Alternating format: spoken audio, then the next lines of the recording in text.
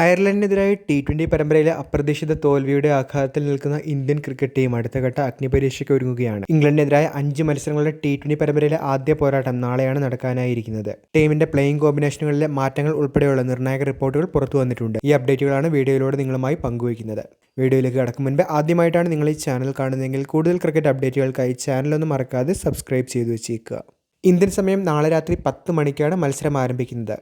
അയർലൻഡിനോട് അപ്രതീക്ഷിത തോൽവി വഴങ്ങിയ പശ്ചാത്തലത്തിൽ മാറ്റങ്ങളോടുകൂടി തന്നെയായിരിക്കും ടീം ഇന്ത്യ ഇറങ്ങുക എന്നുള്ള റിപ്പോർട്ടുകളാണ് വന്നിരിക്കുന്നത്. 15-കാരൻ കൗമാരതാരം വൈഭവ് സൂര്യവംശി ടീം ഇന്ത്യക്കായി അരങ്ങേറ്റം കുറിച്ചേക്കുമെന്നാണ് ഏറ്റവും പുതിയ റിപ്പോർട്ടുകളിൽ പറയുന്നത്. ടി20 ലോകകപ്പിൽ പ്ലെയർ ഓഫ് ദി ടൂർണമെന്റ് പുരസ്കാരം നേടിയ സഞ്ജു സാംസൺ അയർലൻഡ് പര്യടനത്തിൽ ഓപ്പണറായി തിളങ്ങാനായി കഴിഞ്ഞിരുന്നില്ല.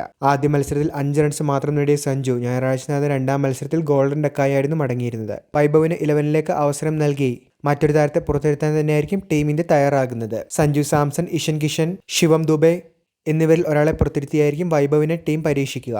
ലഭിക്കുന്ന റിപ്പോർട്ടുകൾ പ്രകാരം ശിവം ദുബെയ്ക്ക് പകരക്കാരനായി വൈഭവ് ടീമിലേക്ക് എത്തുമെന്നാണ് റിപ്പോർട്ടുകളിൽ പറയുന്നത്. സഞ്ജു സാംസണ് കോച്ച് ഗൗതം ഗംഭീറിന്റെ ശക്തമായ പിന്തുണയുള്ള സാഹചര്യത്തിൽ ഇംഗ്ലണ്ടിനെതിരായ ടി20 പരമ്പരയിലെ ആദ്യ മത്സരങ്ങളിലും അദ്ദേഹത്തിന് ഓപ്പണർ റോളിൽ അവസരം നൽകുമെന്നാണ് റിപ്പോർട്ടുകൾ.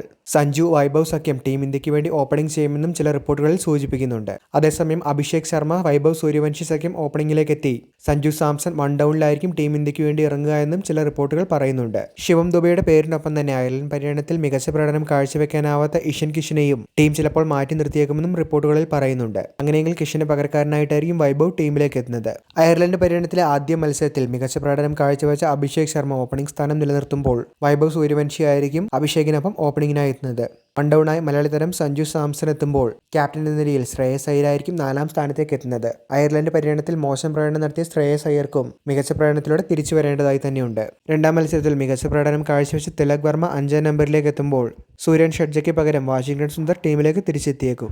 ഇഷൻ കിഷന് പകരമാണ് വൈഭവ് ടീമിലേക്ക് എത്തുന്നതെങ്കിൽ ശേഷം ശിവം ദുബെ ആയിരിക്കും പ്ലേയിങ് 11ലേക്ക് എത്തുന്നത്. ഓൾറൗണ്ടർമാരായി അക്സർ പട്ടേലും ഹർഷിത് റാണയും ഉള്ളപ്പോൾ അർഷ്ദീപ് സിംഗ്, പ്രിൻസ് യാദവ് എന്നിവരടങ്ങുന്ന പേസ് നിരയും ടീമിൽ തുടരും. അതുകൊണ്ട് തന്നെ ഇന്ത്യ ഇംഗ്ലണ്ട് ആദ്യ ടി20കളുടെ ടീം ഇന്ത്യയുടെ പ്ലേയിങ് 11 പരിഗണിക്കുകയാണെങ്കിൽ അഭിഷേക് ശർമ്മ, വൈഭവ് സൂര്യവംശി, സഞ്ജു സാംസൺ, ശ്രേയസ് അയ്യർ, തിലക് വർമ്മ, ഇഷൻ കിഷൻ അല്ലെങ്കിൽ ശിവം ദുബെ, അക്സർ പട്ടേൽ, വാഷിംഗ്ടൺ സുന്ദർ, ഹർഷിത് റാണ, അർഷ്ദീപ് സിംഗ്, പ്രിൻസ് യാദവ് എന്നിവരായിരിക്കും പ്ലേയിങ് 11 ഉണ്ടായിരിക്കുക.